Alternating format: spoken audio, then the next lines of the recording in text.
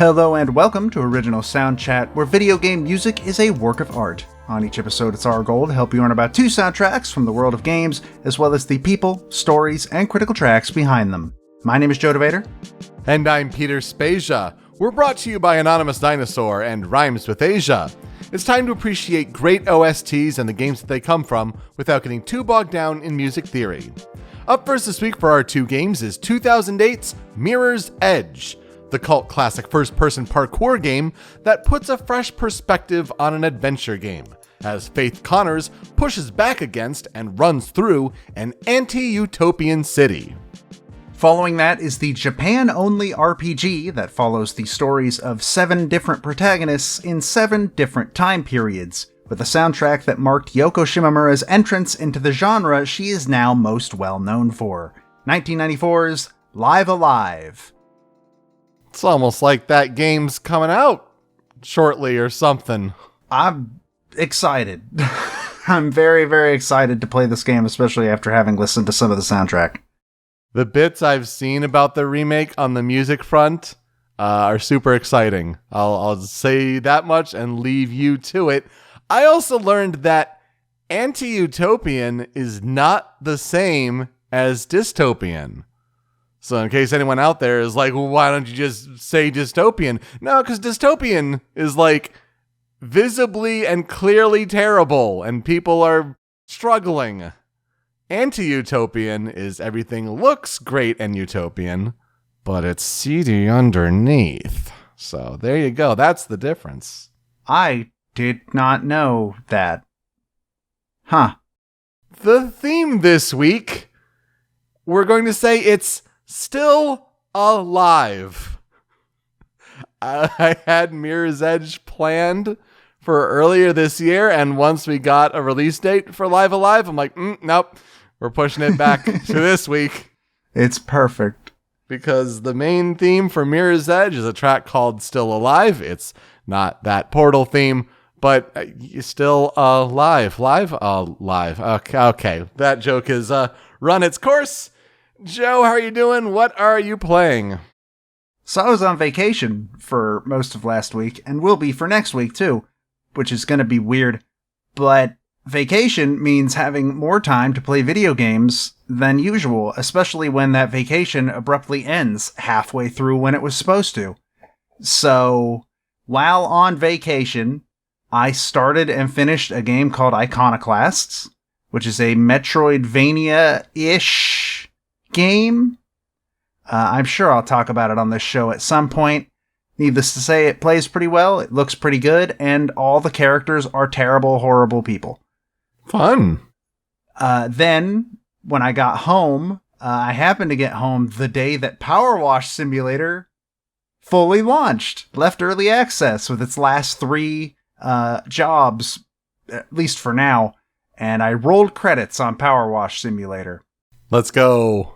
Which is not something I thought I'd say anytime soon, so that's awesome. What's the time looking like on your save file? 108 hours. It's incredible. According to Steam. That might be longer than I've played literally any other game in my entire life. And then other than that, right now I have 2 games in progress, one being Haven, which is the game by the Game Bakers, because I plan on talking about that game here in the next couple months, and I've also been meaning to start it for months, so I finally did. It's very good so far. I look forward to talking about it. And the other one being a visual novel that for a while had the highest rating for a Switch game on Metacritic in general, being The House in Fata Morgana. That's right. So I don't know how far through that. I'm in the 2nd chapter, which is so far not as good as the first, but is still pretty alright. Everybody in this game is unhappy, and that's the point, but it's very interesting the way that it tells it, even though it's a visual novel through and through. I've seen one dialogue option, and that was like 6 hours ago. Wow. So, who knows? It's good so far, though.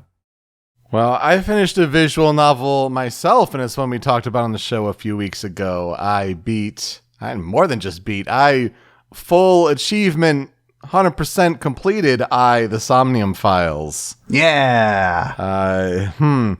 I liked it a lot. I'm really happy I played it. I think previous knowledge of Uchikoshi games was to my disadvantage a couple times, which was interesting, because there's a moment where Iris has some theories, and she and Ota, who is still a dweeb, that didn't change at all, they started, talking about some pseudoscience, like, it's an Uchikoshi, and Iris has some big theories, and I can see this happening. And then the game comes back at you with a literal explanation of like, you idiot, this is what's causing that. Yeah. Then at the end with the big twist, I expected Uchikoshi to deviate based on some twists he's had before. He did in a way, but I didn't think he'd go back to the same kind of well. So that kind of took me a little bit by surprise. I was happy with the twist, so it makes me interested to hear about how you liked the twist in Somnium Files better than you did in Nirvana Initiative. So but then Nirvana Initiative's a better game. I use guides quite a bit, like the back half of the puzzles, like those just got way too obscure and ridiculous. You see what I mean when it's like, oh yeah, they're dream logic, and that doesn't work as the thing that causes the branch. 100%. And then when you have to like save some timies for actions that are like 999 seconds, like, what if I didn't? So a little ridiculous. But I really enjoyed it. And then now I'm back on my Assassin's Creed nonsense as I booted up my 90-hour Valhalla save file, because despite owning all of the expansions to that game, I have not started any of them. So there's a Wrath of the Druids Dublin, Ireland expansion. There's a Siege of Paris, Francia expansion. There's even a Dawn of Ragnarok big old Norse mythology expansion that was from earlier this year. So I've got a lot of catching up to do, but I started with a mission where Cassandra from Assassin's Creed Odyssey meets Eivor, and they have a little romp adventure for an hour or two. So that was nice.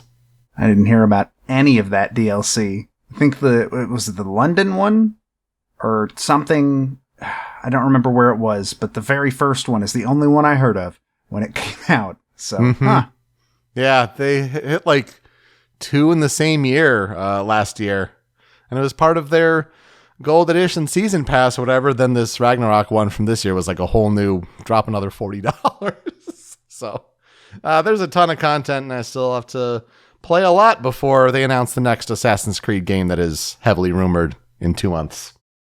Speaking of Ragnarok, though, let's talk about some composer follow-up news. I'd like to highlight some different news stories from the video game industry or throughout the industries in general and how they tie to composers we've talked about on the show before. Not too much here, but speaking of Ragnarok, as I mentioned, God of War Ragnarok finally got a release date. That is November 9th, 2022. Of course, music from Bear McCreary once again. I cannot wait. I don't think they need to do a state of play to show anything. They probably will in the next few months, but I'm good. Sign me up. Very excited. I probably won't be able to play on launch, mainly because of money. But yeah, I'm mostly interested in hearing the soundtrack, because I'm just going to go ahead and assume that this is probably going to be among our top 10. We'll probably pencil that one in, yeah. This and like one other are soundtracks where it's like, yeah, probably 100% it's gonna be there. So, most interested in that. Meanwhile, in smaller releases, a game called Escape Academy has released. And it involves music by Dose One, whom we talked about for his work on Disc Room. Matt and I actually played a demo of this during the Steam Festival. It is an escape room game that can be played entirely co-op. It is on Game Pass, which is how I plan to play it with Matt at some point, assuming Matt ever isn't ill. And I'm very much looking forward to giving it a shot. It is, at least the demo was a lot of fun to play together in general. So yeah, looking forward to that. It looks pretty good. I've heard good things about like its puzzle solving and it like makes you feel smart with good epiphany moments. So that's always a neat thing. I didn't know about the music from Dose 1. That's awesome. We'll wrap things up with VGM Hurdle, this website spin of the Hurdle phenomenon. Hurdle got bought out by Spotify. I don't know if you noticed that, but now it's like it's a Spotify page, just like New York Times bought out Wordle. And so VGM Hurdle still trucks along over at vgm-hurdle.glitch.me, where it's a video game music track every day. And when we record, we'd like to play along. So, Joe, are you ready for this week's video game music track? I haven't done it in the past couple of days, so I'm ready as I will ever be. Oh, it's been tricky. There was one from Nirvana Initiative. Oh. The one yesterday was Zombies on Your Lawn from Plants vs. Zombies, but it was like barely any Laura Shigihara, so I couldn't tell. It may be a tricky one. We've gotten most of them within 1 second, but who knows? Fingers crossed, knock on wood. Let's play that first second. Oh, I actually don't know. This sounds really familiar. I feel like we may know more when we add more. Shall we add another second? Yeah, I don't think I can get it from just this much, but it does sound familiar. Let's try 2 seconds. Okay, that doesn't help much. I need the big hit. Let's try. Oh my gosh, this is the furthest we've ever maybe gone on the show's recorded history. Okay, 4 seconds.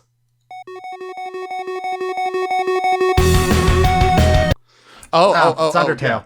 Yeah, Undertale for sure. I didn't know that was how this track started. But I'm sure there were people who did. And there's a lot of Undertale tracks. So what is this going to be? It's the end. It's the Hopes and Dreams. What's the one that follows Hopes and Dreams? Is it Save the World? That sounds right. Yes. Let's try to Save the World here. Oh, no. It is not in there. Alrighty, well. What if... No, I feel like Field of Hopes and Dreams may have already been done. There was a Deltarune track earlier, like this week. Yeah, that's what I was thinking, too. It might be I'm willing to guess that if you're willing to guess that. Let's try it. Let's guess it. It's not it. Oh, man. Oh, unfortunate. No, let's hear, I think it's 7 seconds now.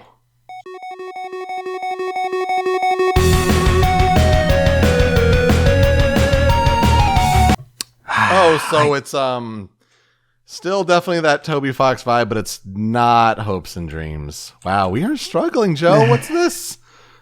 I feel like we might be on the right track with it being... with it maybe being Deltarune and not Undertale, but I haven't played Deltarune, so I don't know. Usually, at least on Hurdle, if you get the same artist, it gives you like a yellow to kind of like represent that you've got the right artist or something like that. And we don't have that for Deltarune here. Because it's none of these Undertale songs. Yeah, none of these are ringing a bell for what this is. It's obviously not Megalovania. It's not Ghost Fight. I don't know about Fallen Down or Last Goodbye. It's not Spear of Justice, and it's not Death by Glamour. Can I just say Last Goodbye? It's probably not it, but... I'm willing to give that a shot. That's what it is. It, in fact, is Last Goodbye. I've never heard a track called Last Goodbye. It's on here, but yeah, I could not have pulled that out of my head. Hey, we got it in 7 seconds. You know what?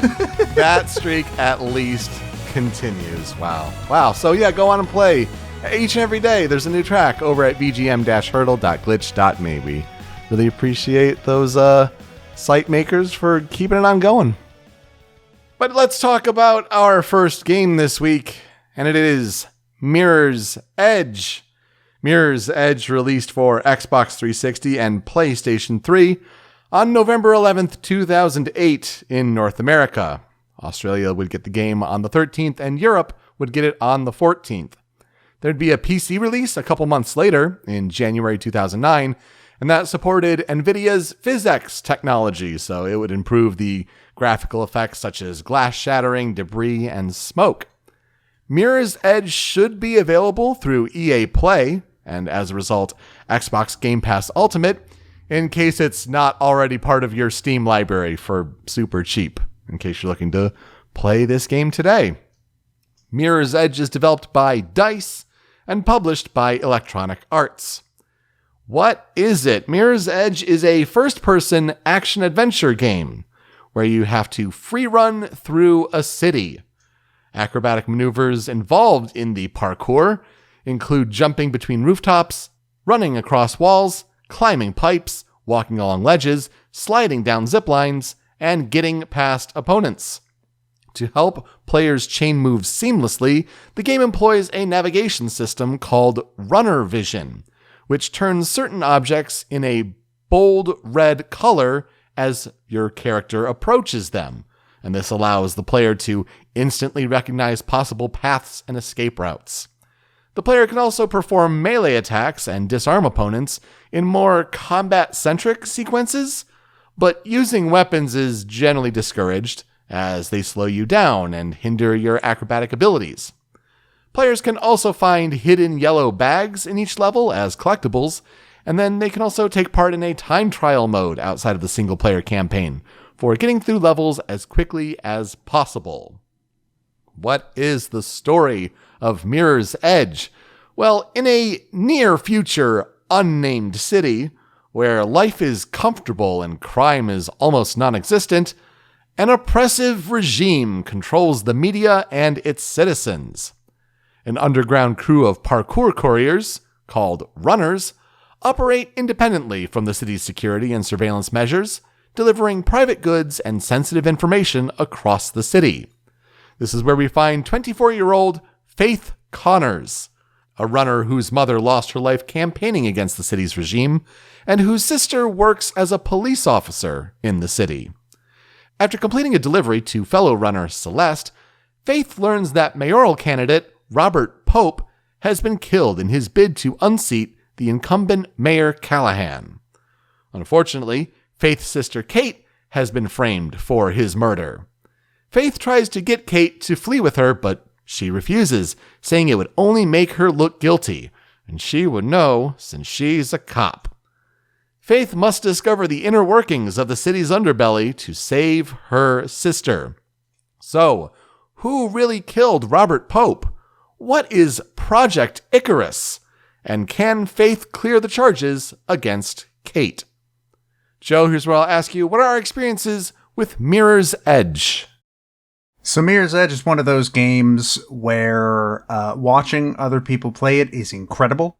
Watching people that are really good at Mirror's Edge is fantastic. You'll learn all these things like how people have learned how to save as much time as humanly possible with this ridiculous parkour, and how pretty much the entire fan base has agreed that the correct way to play Mirror's Edge is to throw away any gun that you get immediately, because you should never use guns. Like you mentioned, it slows you down, so why would you do it? I don't like playing it. I didn't have fun the time I tried it, and it just, I don't know what it is about it. I'm just not great at it, and I wasn't enjoying it. But again, watching people play it is absolutely amazing to see. So I respect it pretty much entirely for that. Yeah, I totally agree. Amazing to watch, and speedrunners are fantastic with it, and makes it look so clean and good and easy. It does not play that way for a new player in its execution. And so when I tried a demo of it in my early days of owning an Xbox 360, I generally liked the parkour, but then they get to a combat sequence at the end of that kind of first level. And, oh, that's rough. That did not go well for me. I have not returned to it since, but certain things like the game's main theme stick across time. Like, that's the one thing I remember clearly if I'm going to apply it to the game's theme, or at least the theme between the two games this week. That makes sense. And I probably have it in my Steam library because it goes on sale super cheaply pretty regularly. But yeah, Mirror's Edge is a gorgeous visual game, especially for the time.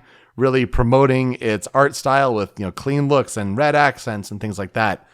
And it holds up pretty well to this day, but yeah, the playing it is tough and takes a lot of trial and error that you've got to be really all about. And also, don't play this game if you're someone who tends to get motion sick, because the first person, no. And like when you're tumbling and somersaulting after parkour events, like you got to have a good fortitude when it comes to motion sickness in that regard. So, yeah, just be warned for that. Yeah, this is not a game you want to play in VR. I'm sure people play it in VR. God. But that sounds like a nightmare. Yeah, absolutely.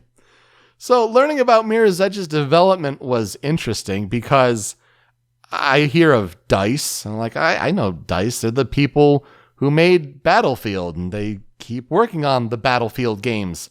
And that's kind of where DICE was at the time in the mid-2000s. They were known for Battlefield. So in anticipation of wanting to diversify their portfolio of games that they were making, Project Faith was conceived in July 2006 as part of an effort to create something fresh and interesting, as you're going from a first-person shooter to a first-person adventure. See, DICE didn't want to make another shooter, one, because they had made already a ton of those, but the market was also starting to get full of them. So they were inspired by chase scenes that were featured in Casino Royale and the Bourne films. And so how do you implement parkour and studying your environment to run and make these jumps, wall run, etc.? Of course, also a time in the video game industry where female protagonists were uncommon. And so you have the character of Faith, who emerged from a sketch illustrating an athletic female hacker. Art director Johannes Soderqvist felt that this suited the game very well, and so he explained that he was interested in a strong female character that would appeal to both men and women, who became a hero not because of high-tech weapons, but because of her physical abilities. And I feel like at a time where games needed strong, good, cool female protagonists, Faith stands out in that moment in time. As much as I have heard a lot of the fan base says, the story's stupid, ignore it, I've never heard any of them really talk bad about Faith in general. So, yeah, I think Faith's pretty popular overall. And her design is fantastic. Yeah, I was just going to say, her design, holds up so well. It's just timeless. I don't know. It just seems so cool. And the tattoo and the black shirt, everything. It's a neat look. Some of the game's first-person mechanics were still prototyped in DICE's Battlefield 2 engine, but then the game was ultimately built using Epic Games' Unreal Engine 3. DICE wanted to use their own Frostbite engine, and don't worry, that Frostbite engine would get a whole bunch of use eventually, but it was still in its early stages of development, and so they weren't able to put Mirror's Edge on Frostbite at this point in time in the late 2000s. There are some ways to combat motion sickness that the developers kind of factored into the game. One of these was, having hundreds of animations to keep the motion believable and not too jumpy. There's even 40-something animations for something as simple as climbing a ladder. Where on the ladder are you descending? Do you hold it with one hand? Bunch of different options there. But also don't make it too much like a simulation. So the game allows the player to stop and change direction on a dime instead of having, in real life, inertia would kind of carry you over on your run when you're trying to stop, and maybe you're overshooting where you're trying to go. Also, the heads-up display has just a small little reticle in the center of the screen, so there's not too much else that is whipping around and possibly distracting you. But it's really the visual design and the use of color that defines this experience. It's all about these white buildings in the city, this clear blue sky, the red accents for the runner vision. And people know that there's an absence of green. And I think that's interesting. I mean, certainly at a time in video games where a lot of brown going on in video games, not too much green anywhere, but in this game is a specific stylized look not to include green. Also, instead of a health meter, the saturation is decreased from the point of view, when faith takes damage. The game was announced at E3 2007, with demos on the show floor during the 2008 Expo year with E3 and Gamescom, as well as a demo distributed through Xbox Live and PlayStation Network a month before release. That's how I tried this game for the first time. The game reviewed fairly well, with a Metacritic average of 79 on Xbox 360 and PS3, 81 on PC. Critics praised its visuals and its immersive first-person perspective, but some criticized its unforgiving trial-and-error gameplay, restrictive linear levels, and use of 2D animated cutscenes that kind of broke the immersion of the storytelling. Basically, it gave a breath of fresh air for first-person games. It's not just all shooters all the time, but it certainly had some flaws. Over the years, it grew in esteem with a passionate fan base, and it reached a cult classic status. EA, though, expected the game to sell 3 million copies across all platforms. Certainly in a time where games fell short of those expectations. They're not as bad as Square Enix, though, I'll give it that. In the first 2 years, the game sold 2 million copies, with 2.5 million copies sold by June 2013. At the 2008 Spike Video Game Awards, Mirror's Edge was nominated for Best Action-Adventure Game, but it lost to Grand Theft Auto 4. At the 2009 Interactive Achievement Awards, which we now know as the DICE Awards, the game won Adventure Game of the Year. It was also nominated there for Outstanding Achievement in Art Direction, but it lost to Little Big Planet. I disagree with that, but I can accept it, I guess. Yeah, I know Little Big Planet allowed you to do a whole lot with kind of creating levels and things like that, but art direction, like that is Mirror's Edge's bread and butter, honestly. What is the legacy of Mirror's Edge? Well, there was a prequel mobile game that released in 2010 that's a side-scrolling third-person platformer. I guess you can't really do the whole first-person thing all that well on phones and iPads at the time. And then, due to the use of the Mirror's Edge trademark, Electronic Arts was in conflict with California-based development studio Edge Games, who claimed the true legal ownership of the word Edge and its variations, with the phrases cutting edge, the edge, and gamer's edge. Ultimately, Edge Games settled with Electronic Arts and surrendered many of its trademarks on April 17, 2013, and this would allow EA to officially announce Mirror's Edge Catalyst at E3 2013. It would eventually release in 2016 for PS4, Xbox One, and PC. Now, according to DICE, Mirror's Edge Catalyst is not a sequel, it's not a prequel, and it's not a reboot.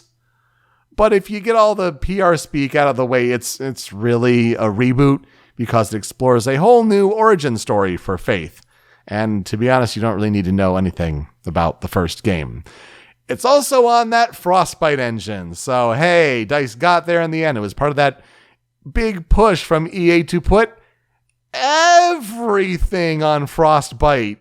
Whether it fit there or not. Mass Effect Andromeda, Frostbite.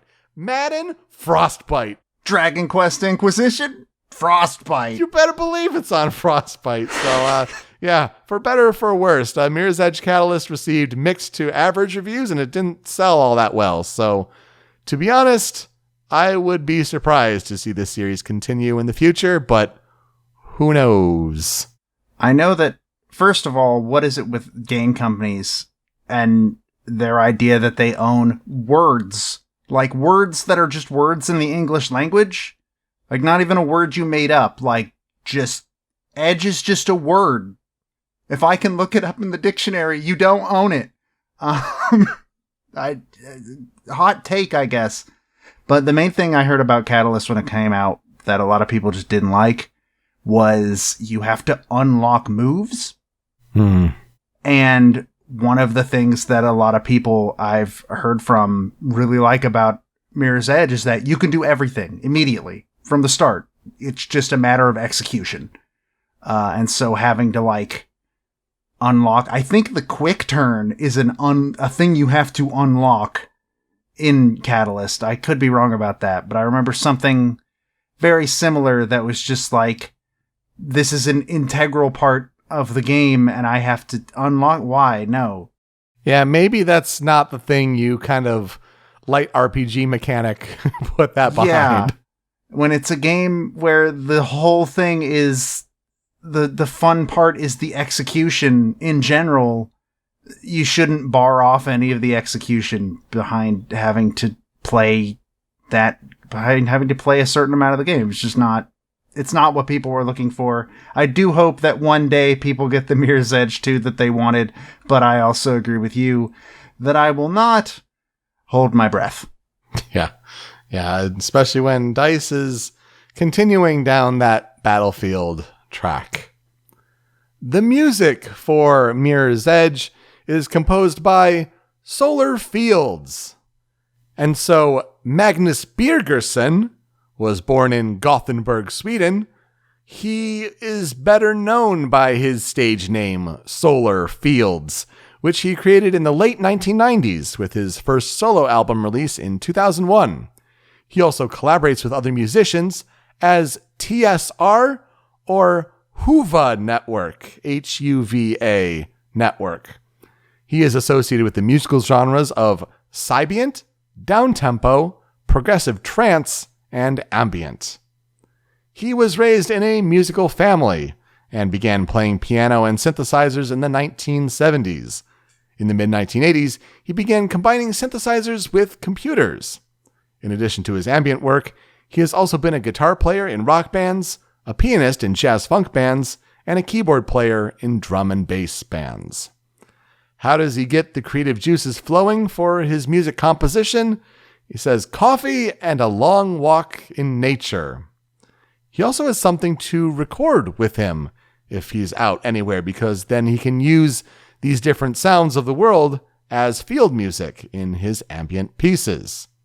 You can follow him on Twitter at Solar Fields. He has 9 studio albums, with the most recent being 2018's Hourdom, and then the most recent release of an album overall is the 2020 live album Studio Jupiter Live Session, which I think he originally live streamed and then released those tracks separately as an album later. Really neat stuff. But his only work in video games is with Mirror's Edge and its sequel, Mirror's Edge Catalyst. Doesn't say anything about him working on TV shows or movies or other games. It's just he's an electronic musician in Sweden, and DICE is based in Sweden, so it was an easy call there. Around 2.5 hours of in-game music was composed by Solar Fields for Mirror's Edge, and to ensure that there was a good flow between the player and the game world, the score was designed to be very interactive and different parts transition seamlessly. I mean, that makes sense. Choose how the score adapts with its different stems based on what the player is doing. If you can get them running in a good flow as Faith, maybe then the track goes one way, or if they stop and struggle, the score adapts. That makes sense based on how we've talked about video game music so far. And we'll hear in the Critical 5 tracks shortly, then how do you put that all together in tracks for the soundtrack? It's always the decision that, artists have to make when you're making the soundtrack for the game, when you have a dynamic score like that. It's, part of the struggle. But Solar Fields thought, quote, "The project was super interesting. I was following the game from the very beginning to the final product. It was a huge challenge for me to do this since this was my first big work in this area.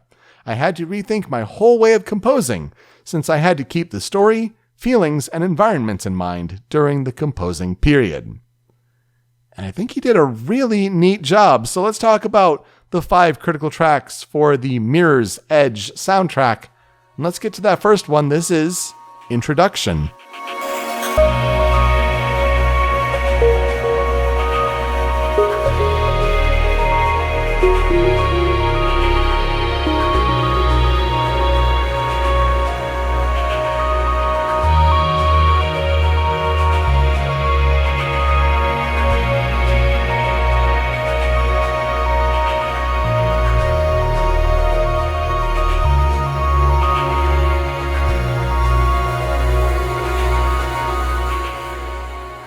if you know anything about the Mirror's Edge soundtrack, you're like, oh, that sounds really familiar, and like that song I know. You're right, it is based off of that main theme that we will get to in a little bit. But from what I could tell, this plays on the title screen, the main menu theme, just kind of your introduction to this world, so it makes sense that it'd be called Introduction. So it's kind of using the leitmotif that is from the main theme of the game, but it's this nice, airy, breezy environment, and it goes through a few different iterations throughout the whole song. But I really like this one, as it kind of gives you the sense of like the freedom, the air kind of blowing as you're running about the city. It's just a really good mood-setting piece, and nice synths that are kind of going about, like a lot of high-pitched ones that kind of bounce about and just set that positive mood. I really like this one. It's a good calming mood setter to start this out here. Yeah, I dig the airiness to it, which is one of the main reasons why I really, really like the main theme, which again, we will get to it a bit. We should probably stop saying that or people will get very annoyed. It's still alive. The theme is still alive. We'll get there. It's fine. It has this feeling of, how like the higher up you go, the windier it is. Mm-hmm. And this game takes place like at the top of skyscrapers, essentially. And so that's why I feel like having this moment of tranquility on the title screen, having just this airy wind-like sound to it, like quality to it, it works really well, in my opinion. Absolutely. Sets the tone as we get into some more intense tracks here on the Critical 5, such as number 2 here on the Critical 5. This is Edge and Flight.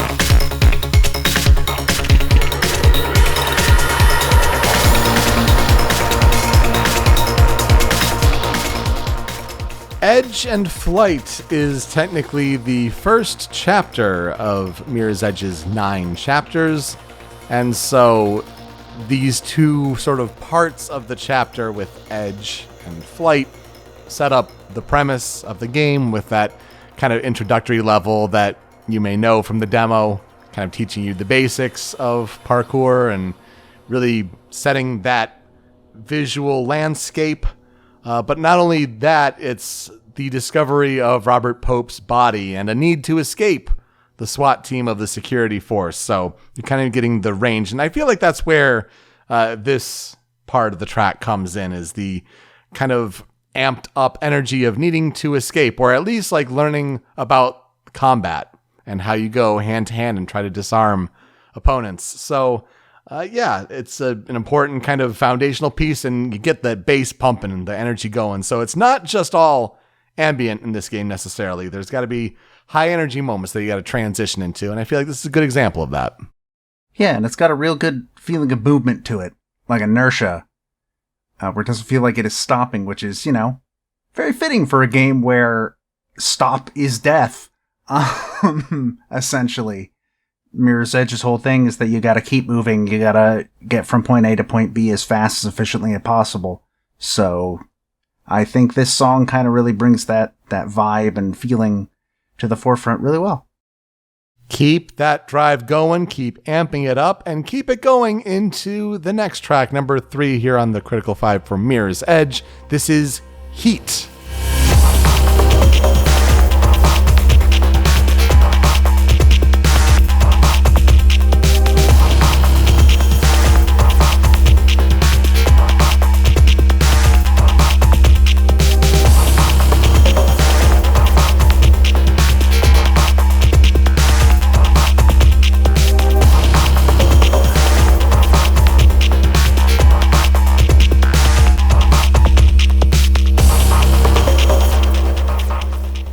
Kind of keeps that same energy going into the third chapter of the game, fittingly called Heat. where you're sneaking into Robert Pope's head of security's office in an attempt to find clues, and yep, things go awry. Wouldn't that be the theme for this game? Things don't go according to plan. So it kind of keeps that same energy up, but there's a darker vibe as you're starting to uncover what the plot behind Pope's murder may be, and what could the truth of it be as you want to free Kate from any suspicion that is being headed her way.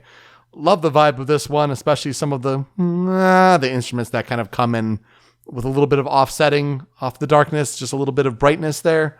It's just a really neat vibe that's starting to get into the seedy underbelly of this anti-utopian world. I just really like the percussion in this song. Something about how it kind of sounds hollow, almost. And I don't know if that's supposed to symbolize something. Who knows? But I like the sound of it. It sounds good. And again, this song once again has that sense of movement, that sense of don't stop. You will die if you stop. Don't do it. Absolutely. But it's not all like that, though. There is some diversity to the music here, and we'll highlight here with this track number 4 on the Critical 5. This is Shard.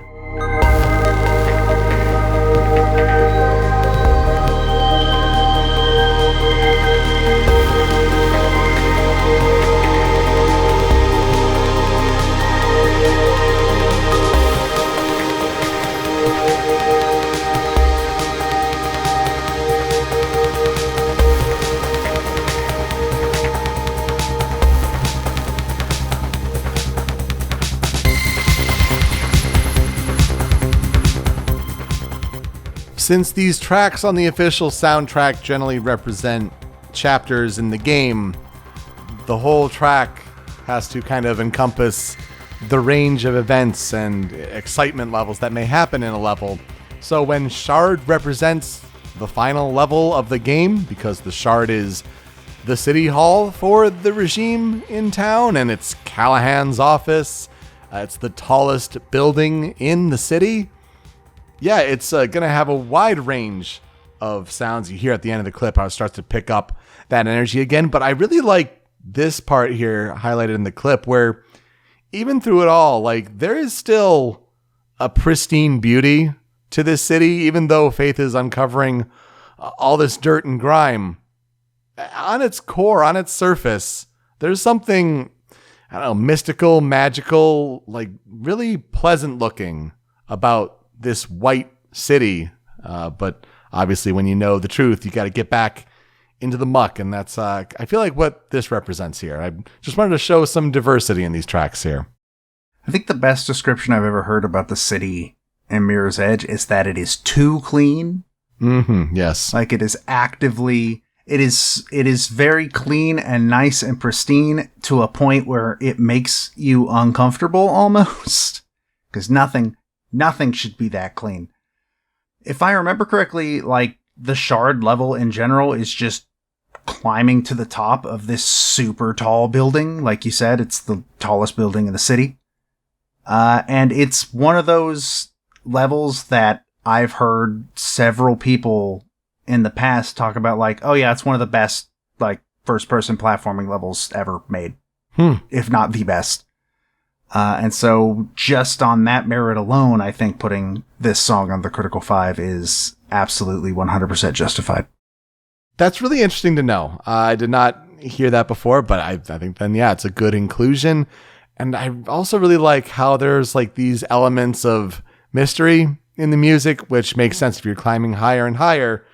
What's going to be at the top? What is there for Faith and for Kate?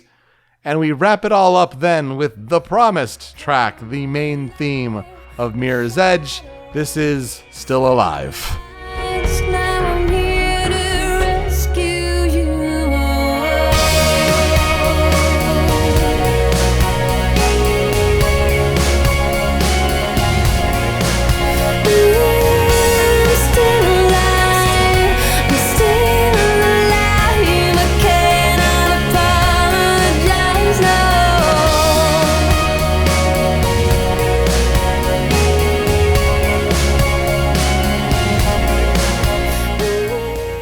If you ask me which song I prefer between the Mirror's Edge Still Alive and the Portal Still Alive, I am taking this track every time. Sorry, it's just personal preference, I guess. 100%. No, you are correct. No apologizing. I love both of those songs. This one blows the Portal one out of the water. I will not apologize. Yeah, the lyrics even tell you, don't apologize. There you go. So this is composed by Swedish producers Rami Jakub and Arnthor Birgisson. No relation to Magnus Birgersson. So there's a difference. It may sound similar, but this is Arnthor Birgisson. And it is performed by Swedish pop star Lisa Miskovsky. Yes, the main theme of Still Alive, you hear that melody reproduced in a more vibrant poppy tone that you heard in introduction. Given lyrics, it's a song they knew that they had success with, to the point where on October 7th, 2008, EA announced a Mirror's Edge remix album that would feature this song, along with 5 remixes of it by Benny Benassi, Junkie XL, Paul Van Dyk, Teddy Bears, and Armand Van Helden. And if you're wondering, yes, that's on Spotify. All of them. In case you want to hear all sorts of takes on Still Alive, no apologies there.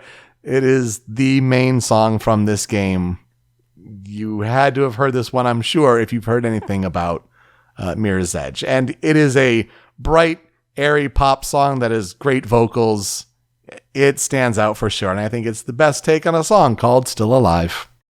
Yeah, this song is absolutely fantastic. If you know any song from Mirror's Edge, it better be this one. This is the one you should know.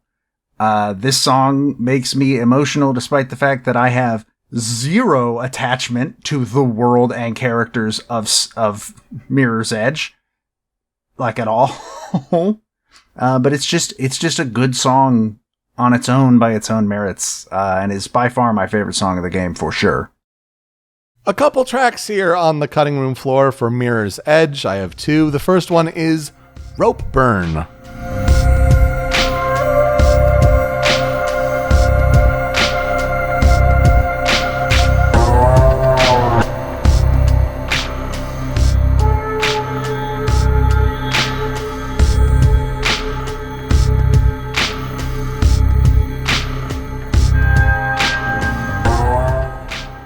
Rope Burn, all one word, is Chapter 4 of the game, where you're confronting Travis Burfield, aka Rope Burn. He is the aforementioned Pope's head of security, when you try to find out what happened, and once again, things go awry.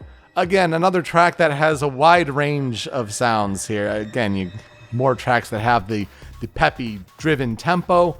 But then there's this one that you gotta kind of slow down, and sometimes you get these wow instruments that come in. A lot of comments in the YouTube section would be like, oh, yeah, this is like if you're on drugs, marijuana, ha ha ha. You kind of get that feeling. Sure, I don't know what is happening in game if you like get caught and drugged or things like that, but there is this slower, trippier vibe to it, and I feel like it stands out in the wide range of music on this soundtrack. Yeah, I don't remember what happens here either, but mentioning another character's name, for some reason, reminds me of one aspect we didn't mention, which is the weird Esurance cutscenes. Like the animated cutscenes that look like an Esurance commercial. Oh, yeah. It's bizarre. I needed to mention that at least once, and I realized I had forgotten. I mean, we kind of mentioned it as a critical point of the game where it's like they just kind of break you out of like this first-person world and suddenly like strange animated comics. Like, yeah. Like it's weird, and I think Catalyst got rid of those. Yes. But it's one of the main reasons why I mentioned that like fans of this game will be like, ignore the story. It's stupid, and it doesn't matter.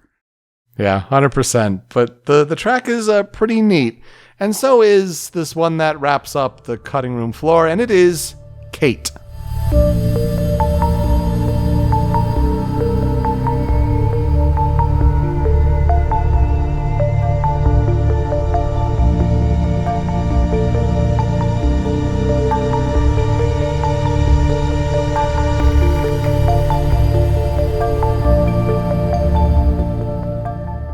Kate is chapter 8.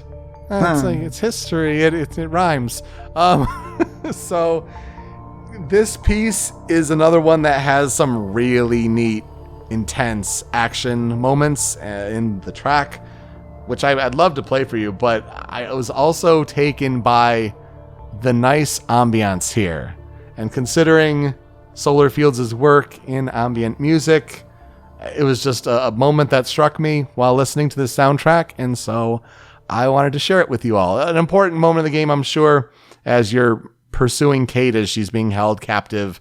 The moment before the final level of the shard. It's a ramp up to that big climax, but kind of take a moment to have sort of the quieter, reflective piece here. Yeah, and it kind of has a slight bit of tension to it, or I guess tension's not exactly the word I'd use, maybe more like worry. Because I would assume during this section, Faith is quite worried. It's her sister after all. I would assume. I don't know. Maybe she hates her sister. I don't know. But I agree that this is the rest of the song is very good, but this is the part that stood out to me the most too. Like, sometimes it's fine to just take a step back and be a little calm, even in a game like this where taking a step back and embracing some calm will probably get you shot. And why not? What will I never forget about Mirror's Edge? I like the idea of this kind of gameplay, but at the same time, I just struggle playing it, and not in like a motion sick kind of way. I'm just not good enough to chain everything together. But you're absolutely right. I love watching people who are great at it. And I don't know, has it been at GDQs? It sounds like it's a game that should be at GDQs. Oh, yeah. Because that's just all about it. As you said, point A to point B in the fastest possible time. Like, that's what it's meant for. Mirror's Edge, I believe, has a very robust speedrunning community. In fact, Bomber Guy, a YouTuber, did a whole video on, like, this is what speedrunning is, this is why it's awesome, etc., etc. And Mirror's Edge is a central part of that video, it and its community, where I think it has, like, 10 different categories of speedruns. But it's honestly incredible to watch any kind of Mirror's Edge speedrun, whether they're glitching through the walls or just, playing the game as it is meant to be played and just doing it with the maximum amount of skill and efficiency. It's really, really cool. I don't enjoy playing it, but God, I hope people never stop playing it well. Absolutely, and keep it available to be played. It's neat to have it on EA Play, Game Pass, all of that. So to transition to our next game, we like to highlight a fan cover or a fan remix, whether it's on YouTube, OC Remix, wherever. I feel like I brought up Bentley Jones, or at least mentioned him in our very first episode, because I love his cover of Sanctuary from Kingdom Hearts 2. I think he also came up during Sonic 06. Yes. I think he was your transition piece for Sonic 06. He absolutely was, because he teamed up with Jun Senoue for Dreams of an Absolution and that amazing song. But then I found out that he has a cover of Still Alive from Mirror's Edge. And so it's a male vocal take on this piece. And that's pretty neat when you kind of get that different sound there. So please enjoy Bentley Jones and his take on Still Alive. We'll be right back. No shadows, just red lights. Now I'm here to rescue you.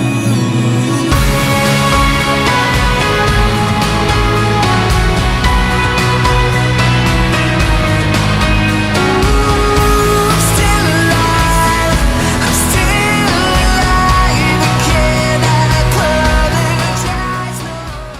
But let's change tone a little bit and also genres completely and go back like 14 years and talk about Live Alive. Now, what is Live Alive? Well, it is a game that was released for the Super Famicom in Japan on September 2nd, 1994, and that is where it stayed. Did not leave Japanese shores ever, despite being relatively popular due to, like, you could play it with some fan translations and that kind of thing, and people that played it really like it. But that's finally changing, because this week, on Friday, July 22nd, a full HD 2D remake is releasing worldwide for Nintendo Switch. It's got a remastered soundtrack and everything. I'm really, really excited to give it a shot. But let's talk about the original. The original was developed and published by Square, but the remake is published by Square Enix in Japan, and worldwide, Nintendo is the one publishing it. So what is Live Alive? It has actually been mentioned on this show at least once. First episode, actually. So, yet another thing we mentioned in the first episode, coming back in 182. Live Alive was a very important game in the history of one of our favorite composers. So, we will get to that in a bit. But the game itself is an RPG that is split into 7 stories across 7 different time periods, including prehistory, Imperial China, Edo-era Japan, the Wild West, present day, the near future, and the far future. Combat, I did not know, takes place on a 7x7 grid where characters can move and enact skills in a turn-based fashion, so kind of like a strategy RPG from the sound of it. Skills can be used an unlimited amount of time, but some of them require more than one turn to be used, so that's how they sort of balance that out. And another interesting thing is that how you actually get into these fights varies between sections. Some of them are traditional random encounters where you're walking around the world and suddenly you're in a fight. Some of them are like Chrono Trigger, where the enemies are on the screen, and if you run into them, that's when you get into a fight. And some of them are entirely scripted and only happen at set times. As for the story of Live Alive, it's kind of hard to give one summary for that, so what I did, without looking too closely into any of it, because, hey, I'm hoping to play this game, like, in the next week or so, and I don't want to spoil myself, but these are the first sentence of each one, essentially. Quote, "The caveman Pogo is exiled by his tribe after rescuing and hiding Belle, a woman intended for sacrifice by a rival tribe. The aging master of the endangered Jinshanquan School of Kung Fu chooses 3 disciples to inherit his skills. Trainee ninja Oboromaru is sent by his master on a mission to rescue a politically important person and kill his captor. A wandering gunslinger called the Sundown Kid meets with his rival Mad Dog in an isolated town for a gun duel. Masaru Takahara wants to become the strongest person in the world, believing that defeating opponents in each fighting style would accomplish this goal. Orphan Akira Tadakoro goes in pursuit of a biker gang called the Crusaders after a child is kidnapped by them." His name is Akira? I see it. Okay, yeah, I got you. Biker. Screech! And the cargo ship Cogito Ergo Sum is carrying a behemoth monster to Earth. So, Peter, this is where I will ask, what are your experiences with Live Alive?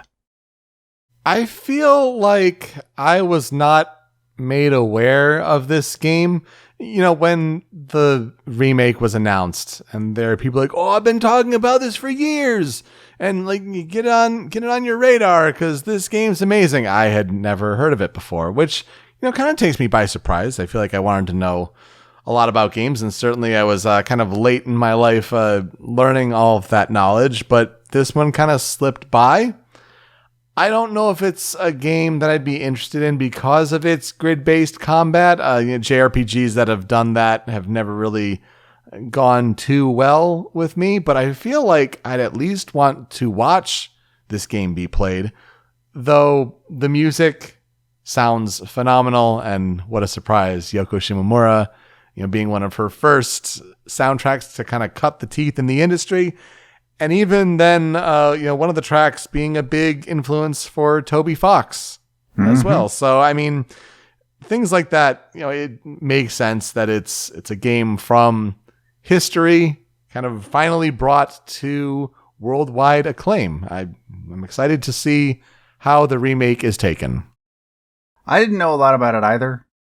I think the most I knew about Live Alive is that Yoko Shimomura did the music, and it was one of her earliest sort of projects. The first time I'd ever heard the game's name was when we did the first episode of this show, and Live Alive came up on her discography. But otherwise, I have no experience with it. I didn't really know what it was about. We have a friend who actually helped me with the Critical 5. Thank you. His name is Zero Ranma, who is a huge fan of this game. He loves it and has been yelling at everybody we know, telling them, when this comes out, you need to try it. You need to play it. It's really good, I promise. So I'm personally very much looking forward to giving this game a shot, especially because the last HD 2D games, I didn't play Octopath, and I don't really care to, honestly. Triangle Strategy it kind of came and went, and I didn't really give it any mind. I don't know, it didn't really inspire me to do anything. That Dragon Quest III remake isn't out yet, so this is the first HD 2D game where it's been I actually really, really want to play this. So I'm very much looking forward to that, I think. Feels like something of consequence, where you hope to send a message of, psst, HD 2D Chrono Trigger, what are you doing? Get on it. Well, this game actually does share a lot of DNA with Chrono Trigger. So it was developed by the Final Fantasy team and is the first game to be directed by Takashi Tokita, who would go on to direct Chrono Trigger and Parasite Eve. So this game, in a way, directly led to Chrono Trigger. I can see that, yeah. Development of this game actually started in December of 1993, and the main concept for this game came from a desire to make an RPG where the player could experience multiple standalone stories at once. Originally, the idea was to have each story have a set difficulty increase, so basically make a set order that you were encouraged to play the stories in, but they kind of dropped this idea because specifically they wanted players to just be able to play them in any order they wanted. There is a secret 8th time period that unlocks after you beat the 7, but I intentionally did not put any of that down here. I don't think it's a huge spoiler. In fact, I really don't think it's a spoiler in general, but just in case some people might not want to know that yet. So it sounds very similar to Octopath Traveler in that sort of way, then. I would not be surprised to find out that Octopath Traveler was directly inspired by Live Alive. Same with 13 Sentinels, actually, if I had to take a guess. So, the battle system on the grid was actually designed to be something that was described as, quote, real-time shogi, which I thought all shogi was... Actually, I guess not. It's turn-based, isn't it? What does that mean? This game is also turn-based. What does that mean? I don't know anymore. But that's why it's a grid-based system. It's like when people say, oh yeah, Fire Emblem was basically chess. Apparently they were thinking that exact same thing. In a weird way. Another original idea for the game was they did not plan to have it show your HP. Instead, characters would animate as if they had been injured. And this idea was ultimately shot down by Tokita, probably for the best. An RPG, a turn-based RPG where I can't see my health sounds like a nightmare, and I don't want that. Also nightmarish for storing all sorts of different animated sprites that you'd have to create. Yeah, it's just... On a Super Famicom cart, baby. Yeah, an interesting idea for the time, but just would not have been that feasible.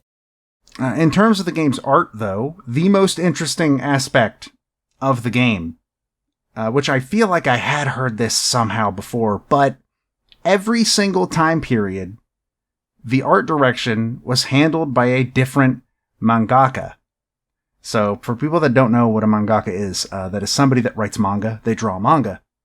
So, a different artist from the manga industry handled every single time period, except for the 8th one, which was just handled by Square's in-house Final Fantasy guy.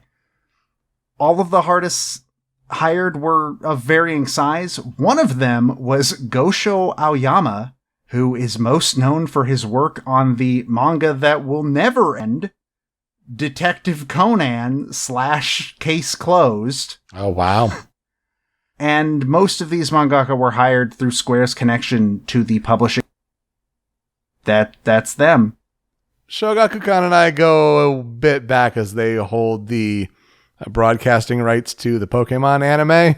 So, yeah, in around late 2000s had some issues with them. Mm-hmm.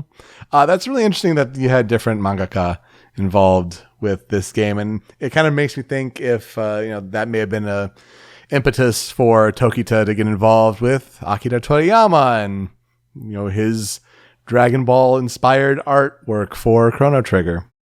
Yeah, I imagine part of the inspiration for this was the fact that Toriyama was at this point working with Enix regularly on Dragon Quest. That makes sense, yeah. Uh-huh. Yeah, so I imagine that had something to do with maybe they were like, this works for Enix. What if we did it but times 7? That actually makes a lot more sense, yep.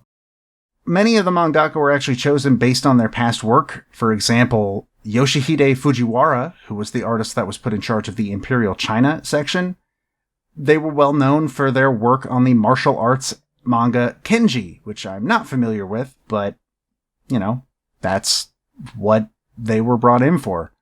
In terms of inspirations, though, the list basically includes the manga Devilman, which supposedly inspired much of the game's tone and dramatic moments. Prehistory was heavily inspired by the manga First Human Gyatris. The Wild West was inspired by classic westerns, obviously, specifically those starring Clint Eastwood, who apparently the player character in those sections is explicitly based on Clint Eastwood characters. I could see that, yep. And the far future was inspired by what else but the films 2001: A Space Odyssey and Alien. Because those are the two. Mm-hmm. It's that and Star Wars. Those are the ones. So Live Alive was originally meant to release before Final Fantasy VI, but then development delays happened, and the two actually ended up being flipped, which might have been a problem for Live Alive for reasons. See, it reviewed really well upon release. It got a 29 out of 40 from Famitsu, but that's really the only sort of reviews we're going to see for the original because of its Japan exclusivity. Many outlets and reviewers since have claimed it to be one of the SNES's best hidden gems that so few people have played, again, due to the Japanese exclusivity. And those who have played it generally count it among the best RPGs ever made, from what I can tell. And despite this critical acclaim, it was considered a financial failure. See, it only sold around 270,000 copies. Since Final Fantasy VI had come out first, Square compared those numbers to Final Fantasy VI. Oh no. And of course it wasn't going to beat Final Fantasy VI. When Tokita is asked about why he thinks that the game did not sell as well as it probably should have, his theory is simply like, it's not an established franchise. It was a new IP. People didn't know whether to trust it or not, and they just didn't buy it. But it did become sort of a cult classic in Japan, as far as I can tell. According to the head of Square's localization branch at that time, the main reason that Live Alive never left Japan was, quote, due to its low graphical quality compared to other popular titles at the time. Which is a dumb reason for not localizing this game, but that's essentially how it was at the time. Did you get scared by Donkey Kong Country? Probably.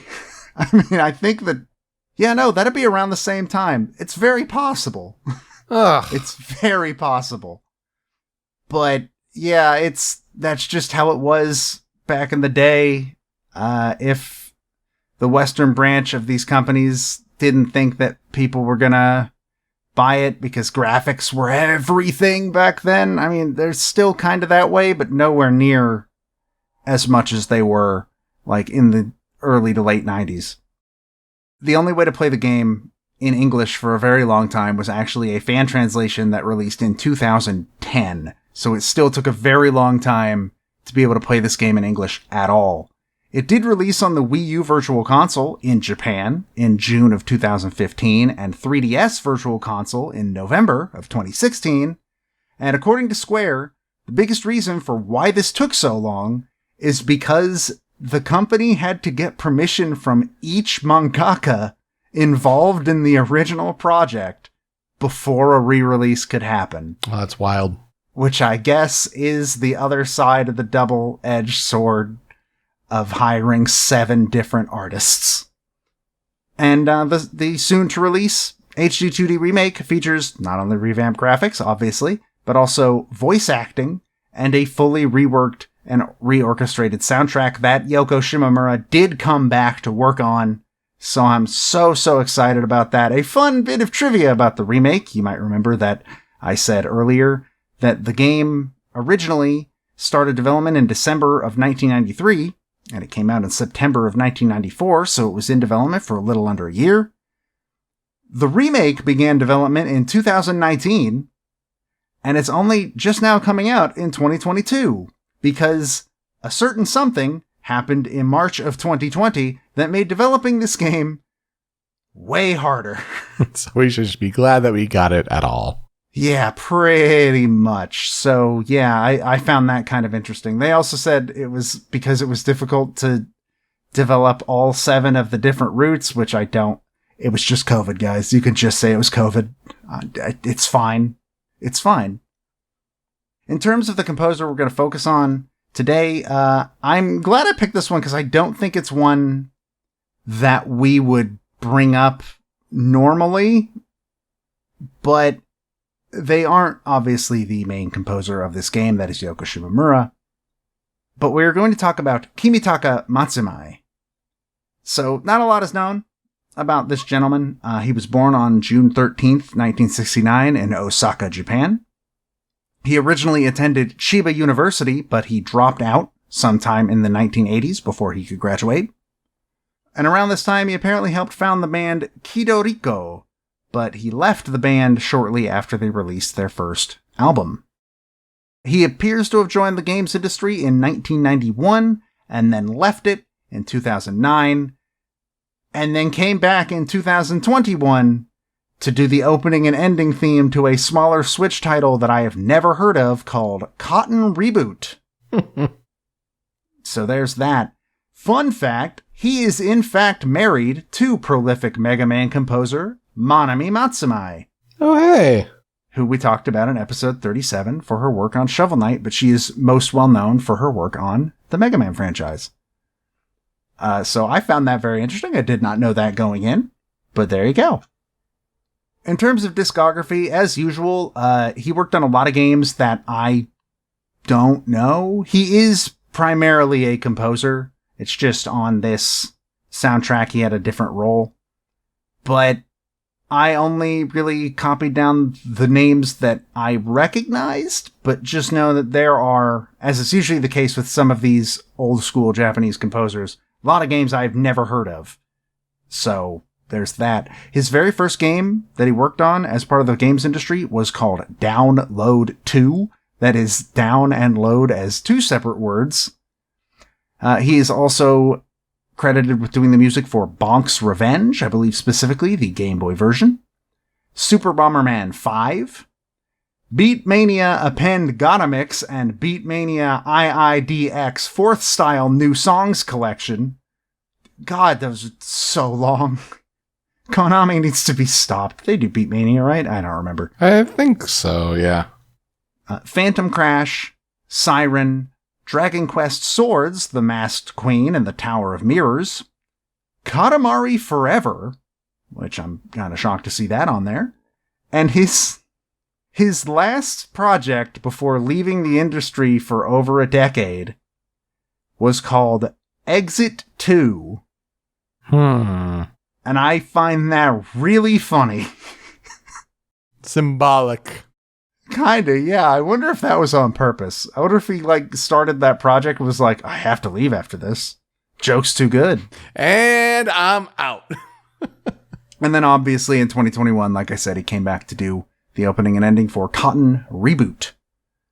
In terms of historical development research for Live Alive's soundtrack itself, as I mentioned, this is the first project that Yoko Shimomura worked on upon joining Square, which was great for her, as, if you'll recall all the way back in our first episode, the main reason she left Capcom was because she wanted to work on RPGs, and Capcom just didn't let her. So she went to Square, and what do you know? Live Alive's her first project right out of the gate. I'm sure the fact that she was responsible for the Street Fighter II soundtrack at that point was probably a helping hand in getting assigned to a bigger project immediately. Oh, yeah. Matsumae, though, was the synthesizer programmer and the co-arranger for the soundtrack. So he helped sort of make sure the music went into the game in a way that made sense and worked. Okay. Yoko Shimomura's biggest challenge was to make sure that music still fit every different time period while also sort of feeling like it was from the same soundtrack. Mm-hmm. And she also tried to incorporate the game's main theme in various different arrangements throughout the game. I choose to believe that the first thing about, it has to fit every time period, but it also still has to feel like it's the same soundtrack. I choose to believe that that is a really good prelude to her eventual work later on Kingdom Hearts. Oh, sure. Because, if I remember correctly, she mentioned a very similar thing about having to score the different worlds in Kingdom Hearts. So, interesting little parallel there. And, like I said, the remake includes a completely reworked soundtrack by Shimomura, including adding vocals to some songs. In fact, one of them in particular we'll get to when we hit the cutting room floor. But for now, we're going to go ahead and jump into the 5 critical tracks. Now, this soundtrack is really, really good.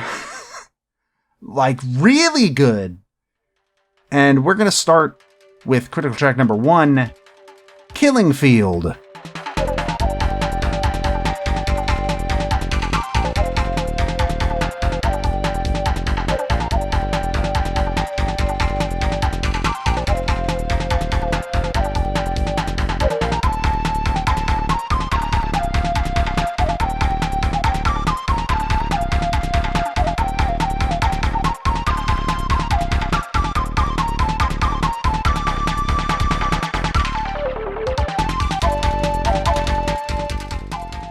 This song is the battle theme for the Shinobi chapter, being the Edo era Japan.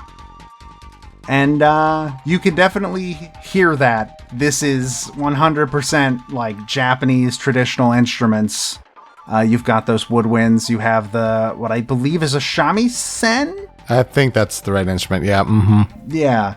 And it just has this really cool feeling to it. I don't know what it is about the SNES's sound chip, or I guess in this case, the Super Famicom's sound chip, but it does, Japanese instruments really well. Almost like it was developed in Japan or something. Yes, they wanted to make sure they get that as perfect as they can, because, yeah, you're absolutely right. The flutes, these plucked strings of the shamisen, it sounds so good, and it has the good energy to associate with a battle theme. I think if you mentioned that it was the Shinobi battle theme for the chapter, yep, that's kind of what you'd expect.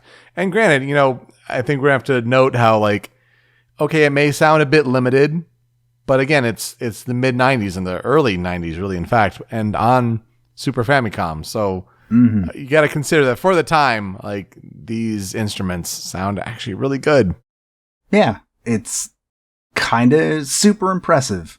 It's not anywhere on here, but there's also some of the music in the Wild West segment That's another set of instruments that the SNES does really well for some reason. Like a great example that we've, I believe, talked about in the past being Shadow from Final Fantasy VI. But all of the Wild West stuff in this game is also really good for much the same reasons. But we're not talking about the Wild West. We are talking about actually as far from the Wild West as you could possibly get, because critical track number 2 is War in China.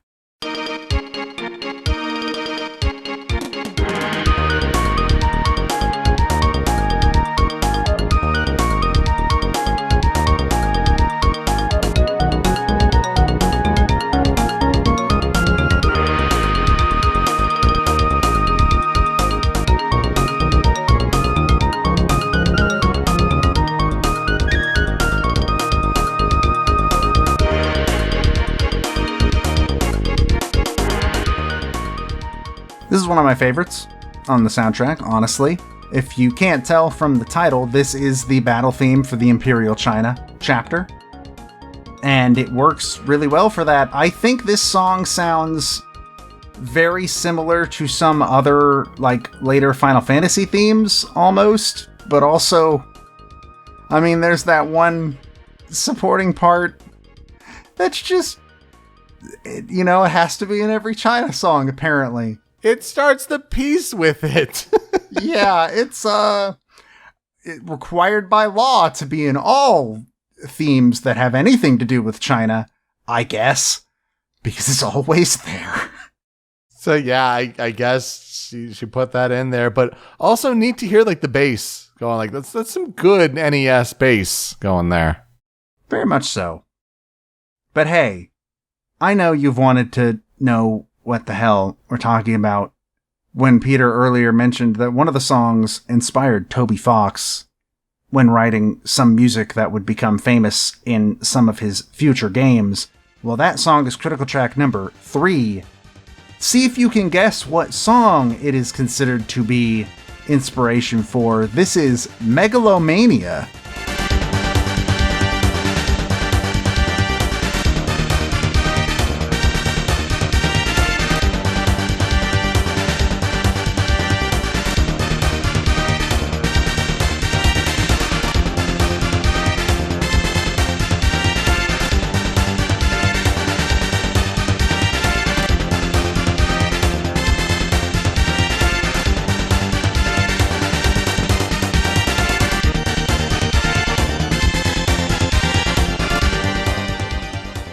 If you guessed Death by Glamour, yes, you are correct. That's the one.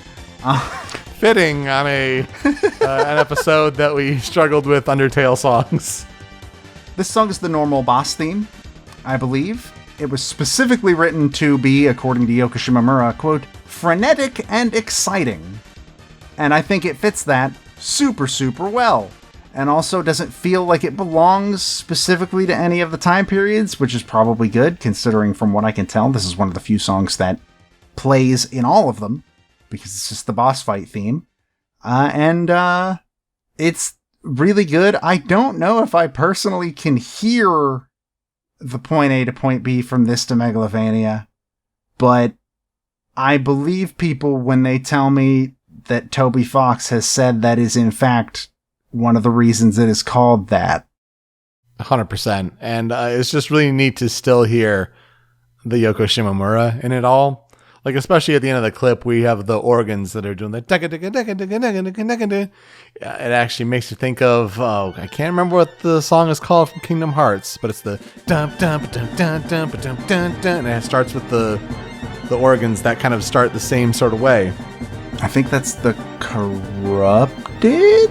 It's one of the boss encounters, but like it's a big encounter music. But yeah, it's just neat to hear that kind of there. And yeah, I feel like this is the piece from Live Alive that if you had to know one, it's this one. Just a really cool vibe to it. And I love how it got rearranged for the remake. That's going to be, I think, a contender as well come year's end for Best of 2022, and how it sounds improved with new instrument sets. Oh, 100%. I haven't heard any of the remastered stuff yet. I have intentionally held off. Get hype. It's good.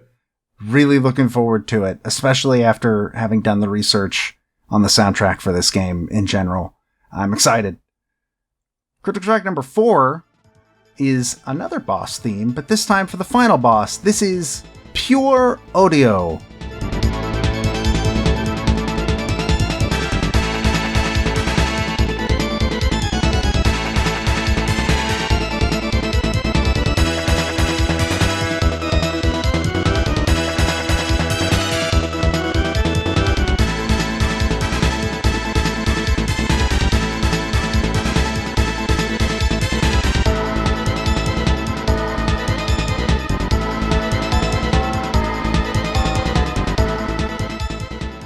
One of the things that I did pick up while researching is that the thing that every single time period has in common is you fight somebody with some take on the name Odio.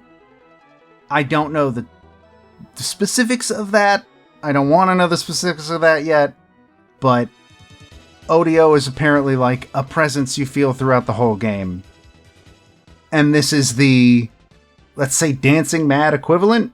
I'm not going to say it is Dancing Mad, but this song is still very, very good, just in general, and does feel like sort of a final encounter that spans like all of time, essentially. It's really, really neat.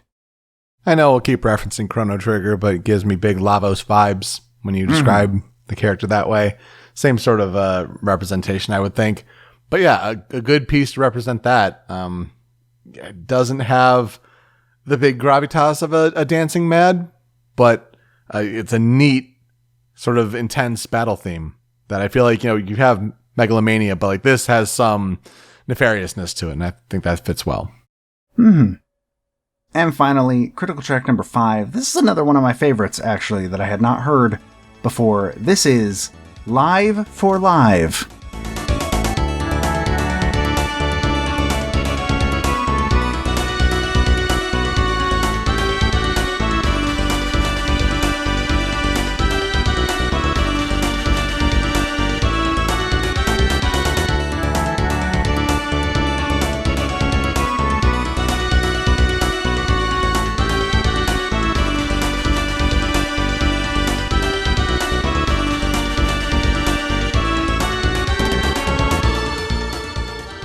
Or is it Live for Live?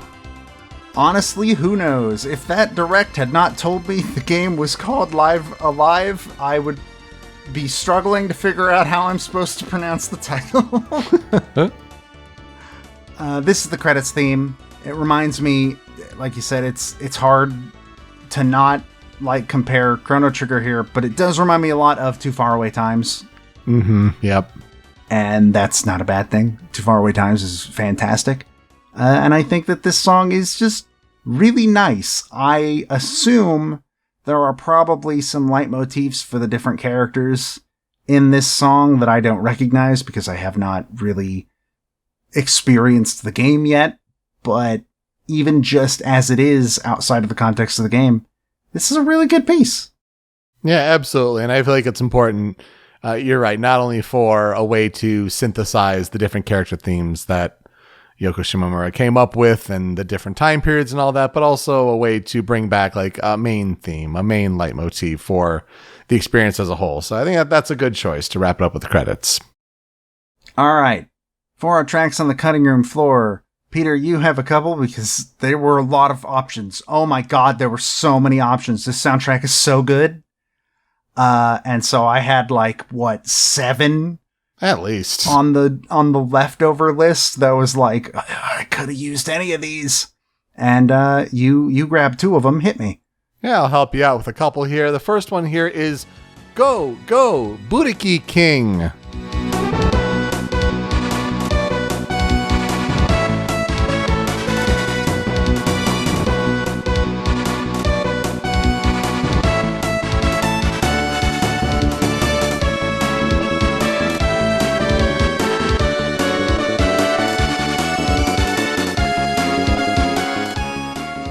You're going to have to help me out with some possible context here.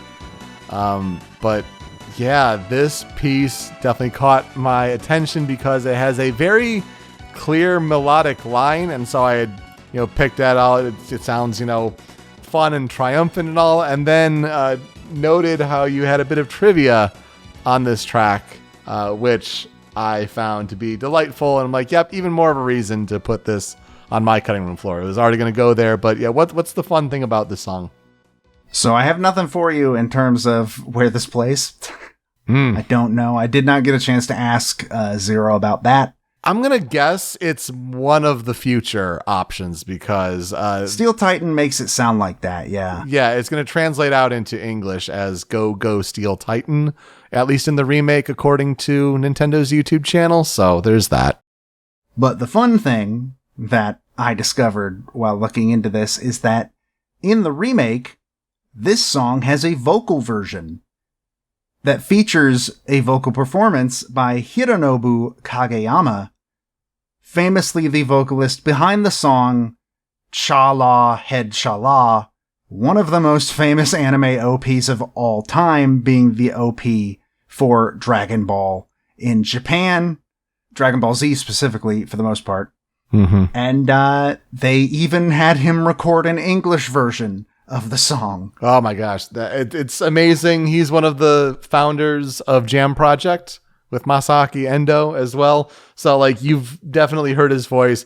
I heard his take on the Japanese version of the remake song. It's as amazing as you'd expect it to be. So yeah, again, get hype for that. So yeah, it translates so well. It's a song on Super Famicom that is begging for someone to sing vocals along with it because the melodic line is so clear and just really caught my attention that way. The other track on my cutting room floor is a totally different song here, and it is Armageddon.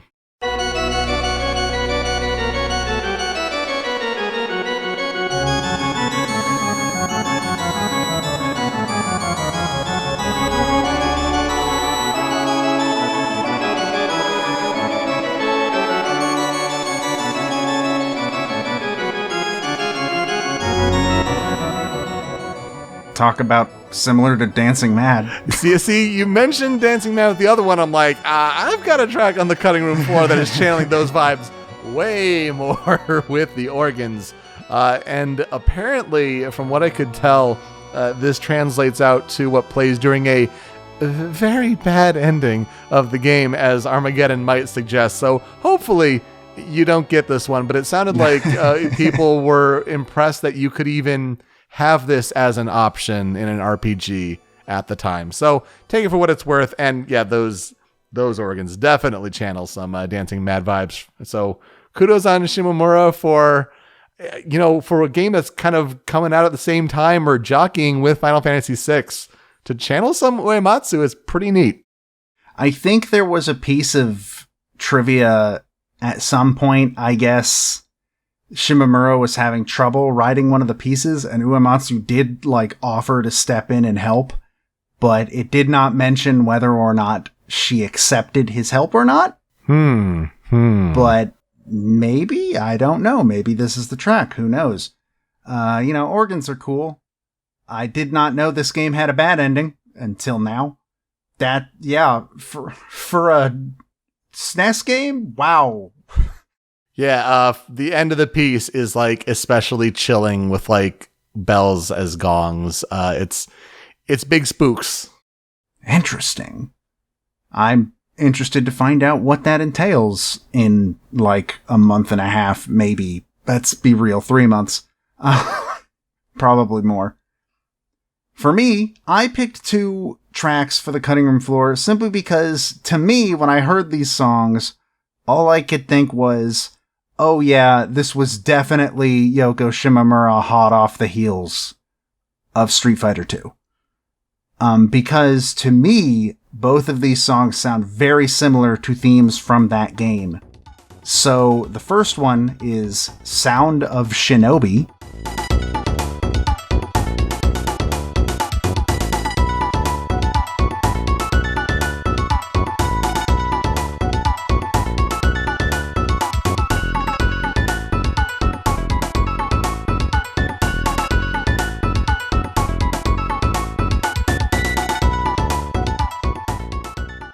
So maybe I'm just crazy, but when I hear this song, it sounds incredibly close to Chun-Li's theme. Like, very, very close to it. It is not exactly, obviously. There are definite melodic parallels in the flute part. I don't think you're off base there at all. Yeah, and that's what immediately stuck out to me, was because, you know, Chun-Li's theme is really good, but it is very interesting to think about that in the context of, oh, her big project before this was Street Fighter. That makes sense now. And, you know, it's a good one to kind of take homage and tweak some things too, especially if you're trying to channel a similar kind of area of the world, shall we say. So, pretty neat. And the other track on the cutting room floor, this one actually almost made it on the Critical 5 because I really, really like it, even outside of it, feeling similar to a Street Fighter theme. This is Versus Knock You Down.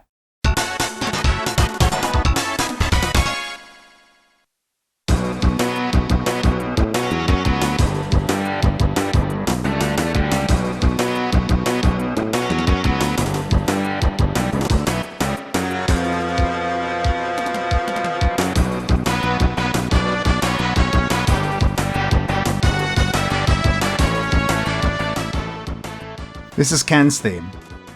This is very similar to Ken's theme. That's what I get when I hear this song. I believe it plays during the Street Fighter style section too, because the present day guy, I believe, is Ryu, essentially. Yeah, 100%. Like, this is Ken's theme, and I really, really dig it. It's really, really good. But every time I hear it, I cannot stop picturing Ken Masters. Also, a neat little fact that this is technically 2 tracks combined here on the cutting room floor, because it's just a little jingle of the verses and then going right into that knock you down track. And I think it works pretty well for like an opening fanfare. And then, yeah, you go into a Street Fighter-like fight. Absolutely. It's really neat. And I look forward to finding out more about this gentleman, whoever the hell he is. So what will I never forget about Live Alive? I don't have anything to forget right now, but I hope to gain things to forget in the coming weeks and months. Well, don't forget them. Look, I forget a lot of things. My mind is not exactly a steel trap. I am very, very excited to play the remake. I really hope I like it. It's a SNES era RPG, and those don't have the best track record with me, but I really hope I like it. Because the soundtrack sounds amazing, and the sort of idea behind the game in general being this sort of anthology series is really neat, and I'm just very much looking forward to playing this sort of piece of gaming history that the West just sort of didn't get until almost 30 years later, I want to say, 25, somewhere in there. 94 to 2022. I don't know, math is hard, but it's been a while. I think that's the most interesting part of this is, yeah, it's not necessarily going to be a game for me. I'd like to see a Let's Play of it, though. I think it's a contender for best of 2022. I'm not going to say it's, sure thing, but I think it could definitely crack a top 10. And yeah, it's going to be really neat to see how the industry reacts to it today. But are you still alive with Live Alive? Yeah, I think so. I can check my pulse, but I mean, I don't know how that's going to play on the audio. No, that doesn't work. Anyway, need to talk about Mirror's Edge and Live Alive. Also need to talk about a game, honestly, with the latter of how, yeah, it's a remake, but we're going to talk about the original that's seemingly been lost to time for many. Like, it's just neat to bring up in this context. So go check out that remake and give Mirror's Edge a chance if a first-person parkour game sounds interesting to you. Hopefully the soundtracks have caught your ears, though. Thank you so much for listening this week on Original Soundchat. You can find me on Twitter at Pete Speakeasy. Joe is over at String Pixel. The video version of the show is on the Rhymes with H YouTube channel, but it's that MP3 podcast version that you want, and that's hosted by Anonymous Dinosaur at anondino.squarespace.com. That's where Joe's other podcast, Smash Your Pieces, is hosted, and Smash Your Pieces just put out their Wind Waker episode. It's a good one. I enjoyed it. I enjoyed editing it. But you can find Smasher Pieces and Original Soundchat wherever you get your podcasts. Apple Podcasts, Google Podcasts, even on Spotify. Spotify has a feed of podcast episodes, but it also has a big playlist where if we talked about a video game track on this show and it's on Spotify, it's getting added to this big monster playlist. Joe, what's being added this week? As far as I can tell, Mirror's Edge is in fact on Spotify, including, like I said, the remix album of all those remixes of Still Alive. But Live Alive is not. Maybe that will change in the coming weeks after the remake comes out. Maybe the remake soundtrack will show up on Spotify. Who knows? Square is very inconsistent about this kind of thing. I mean, we've talked about on a composer follow-up news bit where Yoko Shimomura is like, there's a lot of work going into the remake soundtrack. You hope it gets streaming. That'd be great. Mm-hmm. In the meantime, though, when you're done listening there, you can find the show on social media at Soundchat OST. You can leave some feedback for us. How are we doing with these episodes? Give us some suggestions for games to cover in the future. All right, Joe, who are we talking about next week?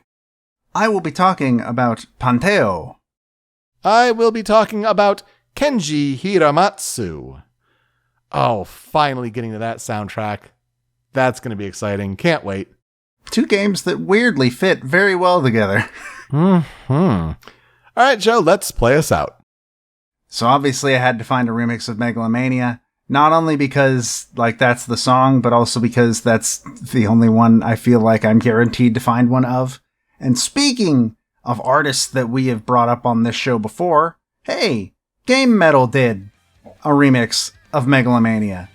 And it's pretty good. It's got that good old metal flair that Game Metal is so good at. And I enjoyed it quite a bit, so I hope you do too. He sure has got it down to a sweet, sweet science. Thank you so much for listening this week on Original Sound Chat. We'll see you next time. Take care.